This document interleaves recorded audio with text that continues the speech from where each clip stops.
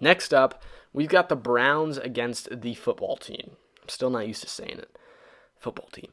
For me, it seemed like the game in which Haskins finally snapped. I was surprised by his sound play in weeks 1 and 2, in which he threw 0 interceptions in both games. Granted, though, the Browns found more ways than the teams in weeks 1 and 2 to find pressure. The Browns hauled in 3 sacks and didn't give Haskins all day to throw. What surprised me about the Washington football team, outside of Haskins' 3 interceptions, was their lack of a run game. What was surprising about this is that it wasn't that they weren't successful on the ground, but the fact that they were successful on the ground and refused to run the ball even near the amount of times they passed the ball.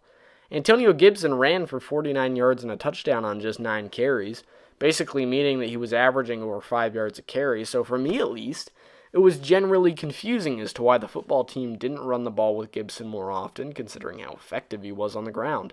And as for the Browns, things are looking up after week 2. Mayfield, while not all too flashy, played a sound game. He threw just over 150 yards and 2 touchdowns along with 0 picks. It's clear that Baker has done a much better job up to this point in the season in terms of turnovers than last year. 2 interceptions over 3 games is solid for Baker, and he's on pace for around 13 to 14 picks on the year.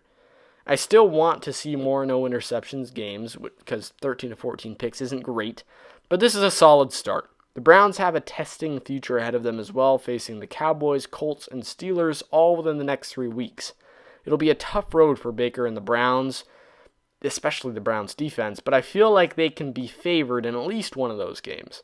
I feel as though it's fairly unlikely that Baker will go 0-3 in these next weeks after his relatively sound play in these first bunch of games.